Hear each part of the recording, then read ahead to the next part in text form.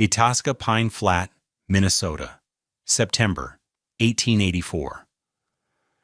The air held the first clean, sharp edge of autumn, a promise of what was to come. While other settlers were chinking their square-notched log cabins, stuffing mud and moss into the gaps against the coming cold, Toivo Lehtinen was doing something else entirely, something strange. On a cleared patch of ground he was not building up but bending over. 30 green oak poles, each nearly 40 feet long and thick as a man's thigh, lay soaking in the creek. One by one he and his young son Elias would drag a pole out, position it over a low wooden form, and with a system of ropes and levers, slowly, painstakingly, bend the green wood into a perfect arch. The work was slow, quiet, and drew a crowd. Royden Pickersgill, the timber cruiser for the logging company, stopped his horse one afternoon, watching with a professional's critical eye. He was a man who understood wood in terms of board feet and tensile strength, a man whose calculations determined the profit or loss of a whole season. He saw only foolishness. "What in God's name is that fin building?" he asked Jedediah Stone, who was hauling firewood nearby. "A 70-foot caterpillar?" Stone spat a stream of tobacco juice. "Beats me. He calls it a house. Says it'll be warmer than ours."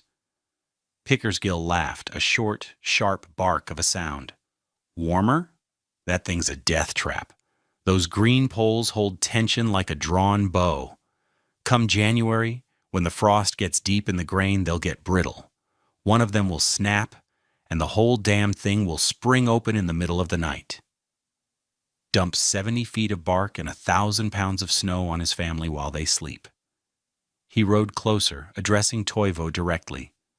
"Lehtinen, you're putting your wife and children in a coffin. That arch won't hold past the first hard freeze."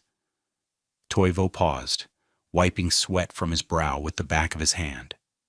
He looked at the half-finished skeleton of his home, a series of pale green ribs against the dark pines. He looked at Pickersgill, a man of authority and experience. "It will hold," he said, his voice calm and low. Then he turned back to his work, leaving the timber cruiser frowning in his wake. The word spread through the small settlement. The crazy Finn was building a bent-wood coffin for his family. It was not a question of if it would fail, but when. What did this Karelian Finnish Kilo Pirti builder understand about vapor sealing that seasoned timber cruisers and frontier carpenters had missed? This channel is dedicated to the lost wisdom of the builders and innovators who solved impossible problems with the materials at hand. Their stories are not just history, they are lessons in physics, ingenuity, and resilience. If you believe this kind of knowledge deserves to be remembered, take a moment to subscribe to our channel and click the notification bell. I promise that by the end of this story, you will understand the profound science behind why a wall of bark and moss could outperform 4-foot-thick stone. Let me know in the comments, what's the most unconventional house you've ever seen? Toivo Lehtinen was not a carpenter. He had never notched a log in his life, not in the way these Minnesotans did, with their precise saddle notches and dovetail corners. In the old country near Viborg, he had been a different kind of builder. He was a man who understood the skin of things. He understood the tight, waterproof peel of birch bark, harvested in great sheets at precisely the right moment in spring. He understood the fibrous, insulating mat of sphagnum moss, gathered from the bogs and dried for a year until it was a feather-light sponge. His trade was building the traditional Karelian long cabins, the Kilo Pirti, structures meant to endure winters that made Minnesota's seem forgiving. His specialty was not the logs themselves, but the cladding, the outer membrane that sealed the great timbers from the devastating cycle of freeze and thaw that could shatter wood like glass. He had come to America with his wife, Aino, and their 2 small children, Elias and Sophia, drawn by the promise of land and towering forests. But their first winter in a hastily built, standard-issue cabin on the Itasca Flat had been a lesson in a new kind of cold. It was a dry, piercing cold that seemed to defy fire itself. He remembered the lamp wick, freezing stiff even while the flame was still burning, the flame shrinking to a tiny blue bead atop a column of ice. He remembered Aino's sharp cry when a frozen cotton shirt, pulled from the line inside their cabin, snapped at the shoulder seam like a dry twig. He remembered trying to make a small repair and watching a nail, pulled from a board, crack the pine it came out of, the wood suddenly as brittle as porcelain. That winter, they were never warm. They burned through 12 cords of wood, a monstrous amount, yet the cold laid its hand on everything. Frost grew in crystalline ferns on the inside of the walls, an inch thick. A bucket of water left 10 feet from the roaring stove would have a skin of ice on it by morning. They survived, but Toivo knew they wouldn't survive another winter like that. The problem wasn't the fire. The problem was the house itself. It leaked heat like a sieve, and he knew why. The conventional failure of the frontier log cabin was not a failure of materials. The massive pine and oak logs were titans of insulation, dense and strong. The failure was a failure of physics, specifically the physics of moisture. Every day, a family of 4 releases gallons of water vapor into the air from breathing, cooking, washing. In a tightly sealed modern home, this is handled by ventilation. In a drafty frontier cabin, it had a far more sinister effect. That warm, moist air would migrate towards the cold outer walls. It would pass through the inner surface of the logs and hit the chinking, the mixture of mud, moss, and grass stuffed between them. There, in that colder zone, the water vapor would condense, turning back into liquid water. As the temperature dropped further, that liquid water would freeze. Ice has 0 insulating value. Worse, the expansion of the ice would break the seal, creating tiny new gaps. The moss in the chinking, which was a brilliant insulator when dry, became a frozen, conductive bridge for the cold. The cabin wasn't just losing heat through drafts, its own walls were actively sucking the warmth out of the air. Furthermore, the rigid, right-angled construction was its own enemy. The square-notched corners, no matter how skillfully cut, were points of immense stress. As the different logs swelled and shrank with the wild temperature swings, these joints were where the frost concentrated its power. The subtle heave of the frozen ground and the immense weight of the snow load would find the weakest points, and those were always the corners. Hairline cracks would appear, invisible in autumn, but wide enough by February to slide a knife blade into. The settlers fought this constant decay with a bigger fire, burning more wood to compensate for a house that was actively destroying itself from the inside out. Toivo saw his neighbors, the McCluskeys and the German family, the Schmidts, engaged in a losing battle. Their woodpiles, which seemed enormous in October, were half gone by Christmas. He saw the exhaustion in their faces, the endless, grueling work of feeding a fire that could never quite win. He knew he had to build something different. Not a box to fight the cold, but a vessel to ride it out. The construction of the 70-foot vault was a spectacle of quiet, methodical labor. After bending all 30 green oak poles into their semicircular arches, he let them set for 2 weeks, tied securely in their curved shape. Then he raised them. With Aino and Elias helping to guide the bases, he used a simple gin pole and tackle to hoist each 400-pound arch into place, setting the ends on a low sill of flat stones. The result was a long, ribbed skeleton, like the hull of an overturned Viking ship, 70 feet long and 15 feet high at its apex. Royden Pickersgill made it a point to ride by every few days, often with other men from the logging camp. His warnings became more specific, more technical. "You see that, boys?" he'd say, pointing. "He's lashing the apexes with rope. Rope! That hemp will stretch and shrink with the damp, then it'll freeze solid. There's over 10,000 pounds of tension in that roof frame. When the first big snow load hits, those lashings will groan, and then they'll go. It's not professional. It's not safe. Toivo ignored him. He was not using rope. He was using thin strips of soaked birch bark, which he wrapped around the joints. When the bark dried, it would shrink and tighten into a bond as hard and waterproof as iron. It was an ancient technique, one he'd learned from his grandfather. Next came the skin. From a stand of paper birch deep in the woods, a place he had marked in the spring, he began to harvest the bark. This was not the papery outer bark that peeled in small curls. This was the thick, leathery main bark, taken from the trees in enormous sheets, 6 feet long and 3 feet wide.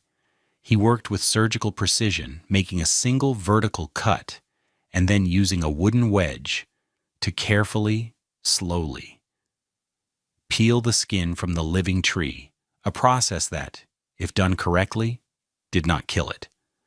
He started on the inside of the arched frame, lashing the huge, pale sheets of bark to the oak poles, overlapping them like giant shingles. The interior of the structure was transformed into a smooth, white, continuous tunnel. His wife, Aino, stood inside, her voice echoing slightly in the long space. "It looks like a great sleeping beast, Toivo," she said, a hint of wonder in her voice. "I hope it does not wake." "It will keep us safe," he replied, his voice muffled as he worked on the outside. Now came the most crucial part, the insulation. For months he had been gathering sphagnum moss from a nearby bog, laying it out on racks to dry in the sun and wind. It was now impossibly light and fluffy, holding millions of tiny air pockets. He began packing it into the 8-inch space between the inner bark skin and where the outer skin would go. He packed it thick and dense, a continuous, seamless blanket of insulation covering the entire 70-foot length of the vault. There were no gaps, no seams, no thermal bridges for the heat to escape. Finally, he applied the outer skin, another complete layer of thick birch bark, but this time with the white side facing in towards the moss, and the darker, rougher side facing out. This layer was overlapped in the opposite direction, ensuring that no seam aligned with a seam on the inner layer. He sealed the final overlaps with pine pitch. When he was done, the structure was no longer a skeleton. It was a long, low, dark mound on the landscape, like a natural hillock or the back of a whale. It had no sharp corners, no eaves, no gables. It had only a smooth, curved surface designed to shed wind and snow and to hold its breath against the winter. Pickersgill's final visit came as Toivo was fitting a small door and 2 tiny, skin-covered windows at one end. The timber cruiser shook his head, his face a mixture of pity and professional disdain. "You've buried your family alive, Lettinen. That moss is going to soak up moisture from the air, from your breathing, and it'll turn into a solid block of ice by midwinter. You've built yourself an ice house. I give you credit for the labor, but the principle is dead wrong. You've got to let a house breathe."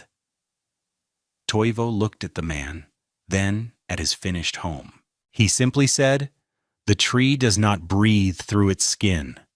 The physics of Toivo's barrel vault home was a masterclass in thermodynamics, a perfect solution born not from textbooks, but from generations of observation. The core principle was something modern building science would not formalize for another century: the absolute necessity of a continuous, impermeable vapor barrier on the warm side of the insulation. Let's break it down. The enemy, as we've established, was moisture. A standard log cabin was a battlefield where warm, moist interior air fought a losing war against the cold outside.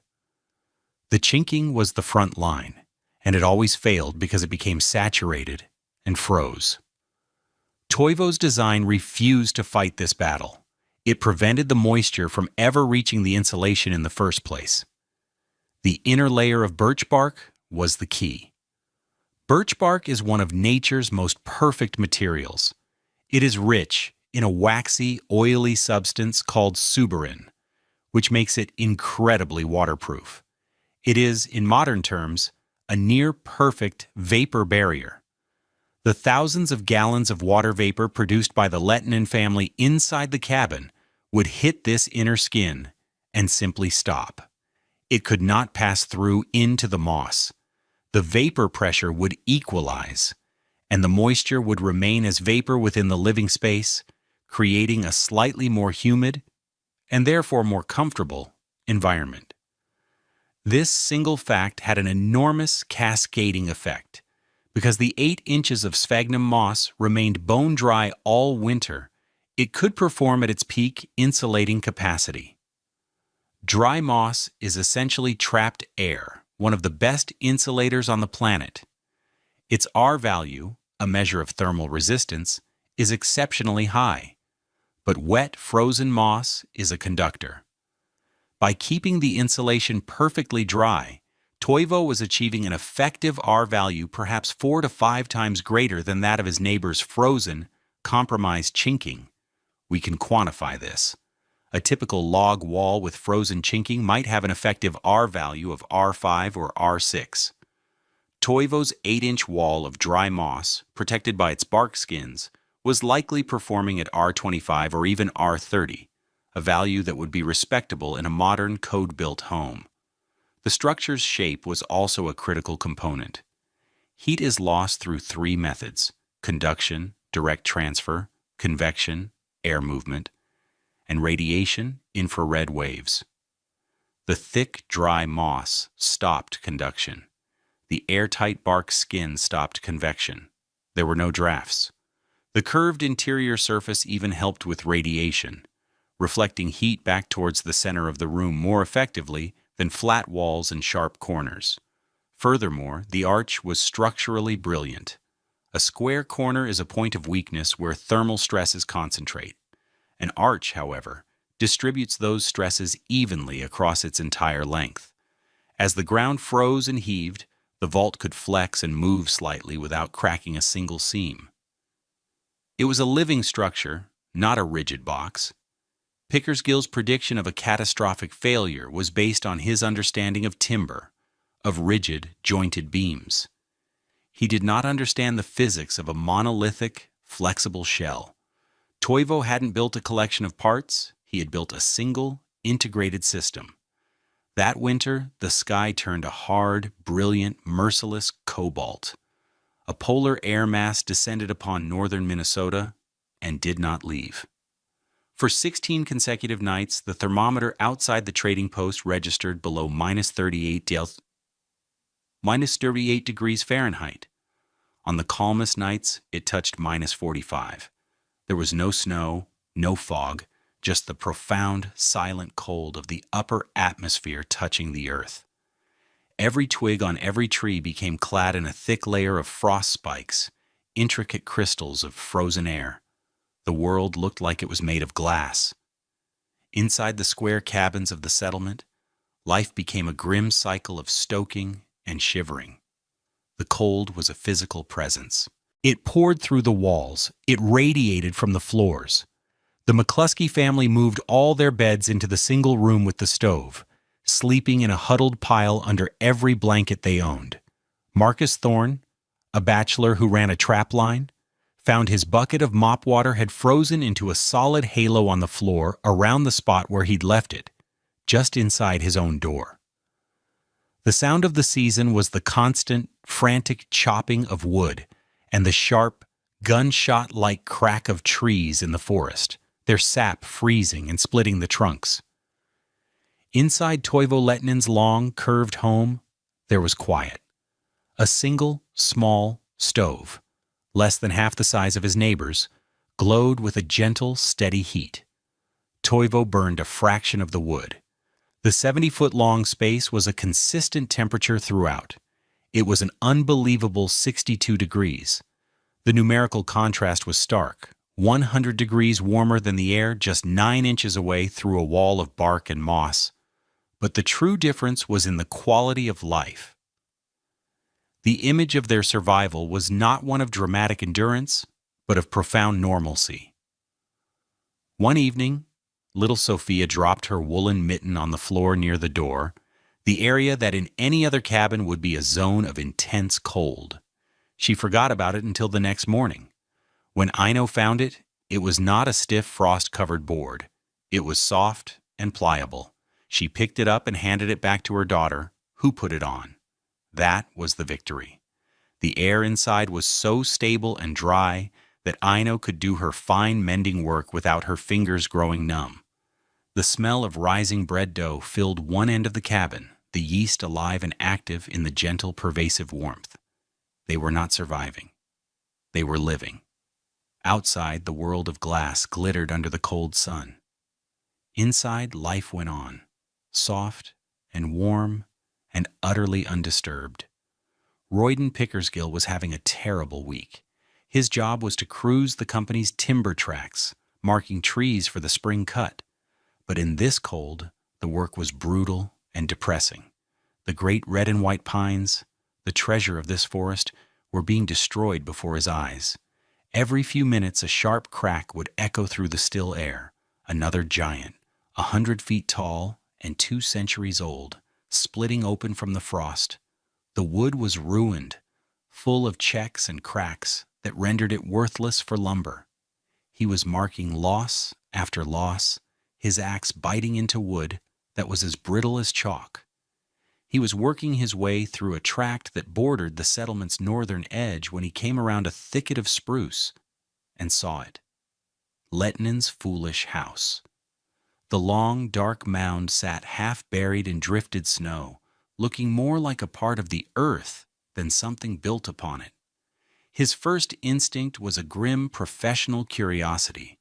He expected to see a plume of smoke from the stovepipe, of course, but also visible signs of failure. A sag in the roofline, frost-caked seams, the subtle signs of a structure losing its battle. He saw none of that. What he saw, or rather didn't see, stopped him dead in his tracks. Through the thick, translucent skin covering the small window at the far end of the arch, he could see the faint, steady glow of an oil lamp. It was perfectly still, not a flicker, not a waver. Pickersgill knew what a lamp flame looked like in his own cabin. It danced and trembled constantly, reacting to the dozens of tiny drafts and convection currents that were the invisible signs of heat being stolen by the cold. A steady flame meant still air. Still air meant an airtight house. He stood there for a long time, the sound of another pine cracking in the distance punctuating the silence. His certainty began to unravel.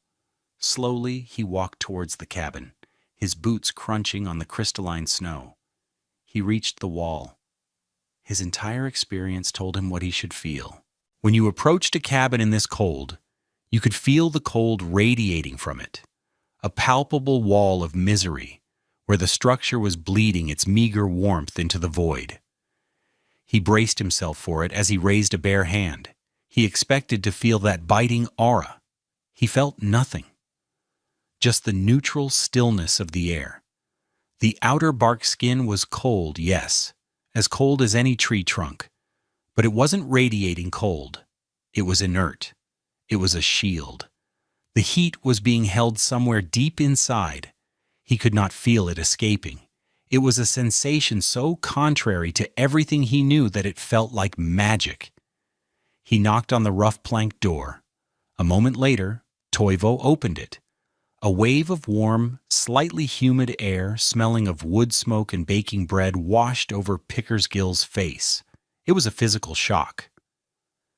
He looked past Toivo, and his eyes landed on the floor just inside the door. There, on the packed earth floor, was a small, dark puddle of water. It was the undeniable proof.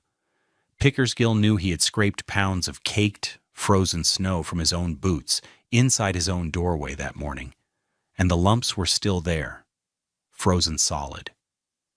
Here, the snow had not just been knocked off. It had melted. It had turned back into water. In a world where water turned to iron-hard ice in seconds, this was impossible. He looked at Toivo, the quiet Finn he had mocked and pitied. He saw no triumph in the man's eyes, only a calm, questioning gaze. Pickersgill felt the foundations of his professional knowledge crack apart, just like the pines in the forest. He struggled for words, trying to frame what he was seeing. "You didn't build a shelter, Toivo," he finally managed, his voice raspy. "You built a living seed." News of Royden Pickersgill's conversion spread faster than a grass fire. When the timber cruiser, a man whose word on wood and weather was taken as gospel, began describing the Lettinen cabin not as a death trap, but as a miracle of engineering, people listened. The story of the melted snow became a local legend overnight. It was a simple, visceral proof that no one could argue with. The true validation, however, came from a man named Silas Croft, a lumber surveyor from Carleton County.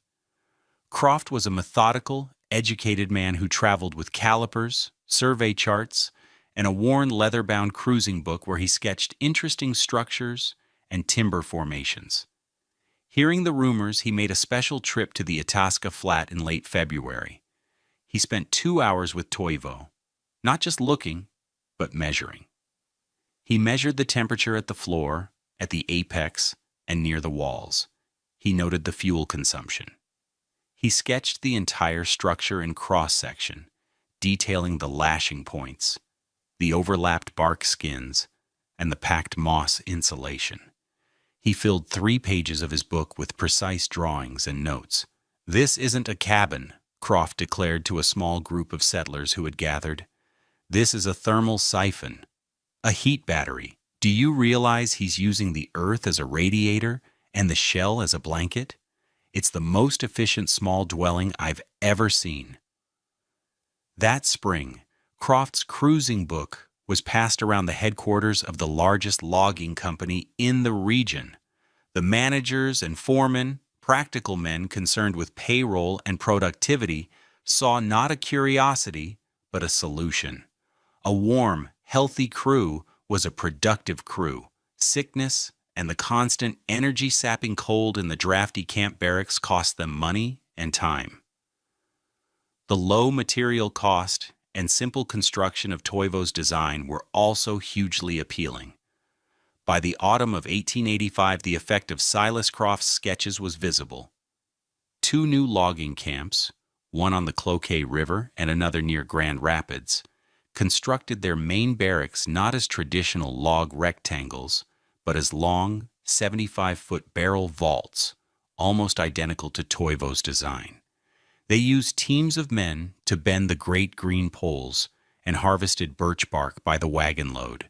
The innovation had spread. It had been tested, vetted, and adopted by the most pragmatic and demanding industry in the state.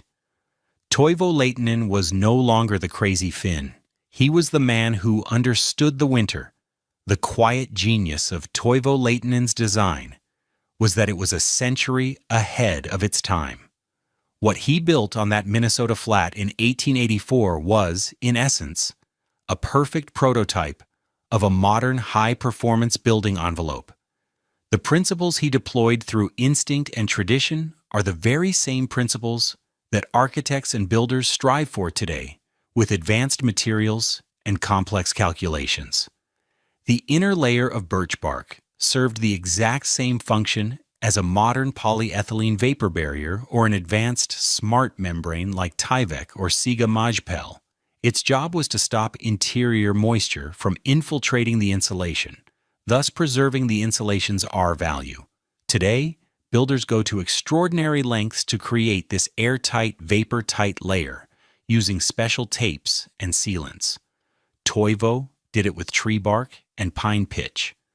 The thick, continuous blanket of sphagnum moss is the direct ancestor of modern exterior insulation strategies. Today, high-performance builders wrap houses in thick layers of rigid foam or mineral wool, creating a thermal blanket that eliminates thermal bridging, the way heat escapes through the wood studs of a conventional wall. Toivo's seamless moss layer, with no studs or rafters to interrupt it, was a perfect thermal break. He had created a structure with a truly continuous insulating layer, something that is still the gold standard in building science. The arch shape itself anticipated modern ideas about structural efficiency and resilience. Architects today use arches and domes to create strong, light structures that can withstand extreme loads from wind and snow. The monolithic, shell-like nature of Toivo's cabin made it incredibly robust, able to flex and shift where a rigid, jointed structure would crack and fail. He had built what we would now call a resilient structure, perfectly adapted to its harsh climate. He didn't have the vocabulary of building science, but he had a perfect, intuitive grasp of the underlying physics. There is a simple, profound poetry in Toivo Laittinen's solution. He looked at the forest not as a collection of lumber to be cut and joined, but as a living system full of answers. The very thing he was fighting, the brutal Minnesota winter, was the same force the trees had been successfully fighting for millennia. His final insight, the one that separated him from every other builder, was one of elegant transference. The bark that kept the living tree dry kept the family dry. One skin served two lives. The birch tree's defense against moisture, its waterproof, waxy sheath, was not something to be stripped away and discarded. It was the most important part. It was the secret. The tree survived by keeping its vital core protected from the ravages of water and ice, sealed within a perfect membrane. Toivo understood that his family was no different. They, too, were a vital core that needed to be shielded from that same external threat. He did not impose a foreign geometry on the landscape. He borrowed one. He took the skin of one living thing to create a new skin for his own family. The long, low arch looked at home in the forest because it was of the forest. It was a shelter that learned from the sheltered. In an age of brute force, of bigger fires and thicker walls, Toivo's approach was one of quiet intelligence. He saw that nature had already solved the problem. His only task was to listen to the answer and replicate it with reverence and skill. The mockery he endured lasted for a season. The validation, built of bark and moss and wisdom, would last a lifetime. Thank you for joining us for this story of frontier ingenuity. If you found the science behind Toivo's cabin as fascinating as his story, please hit the like button and share this video with someone who would appreciate it.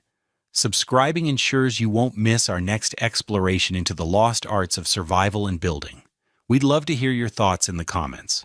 What modern problem do you think could be solved by looking more closely at a solution from nature? Disclaimer: this video presents historically inspired reconstructions for educational and storytelling purposes.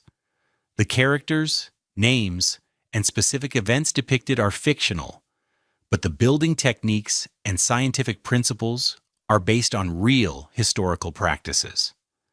The application of any building technique in a modern context should be done in accordance with current building codes, safety guidelines, and local regulations. This content does not constitute professional, technical, or legal advice.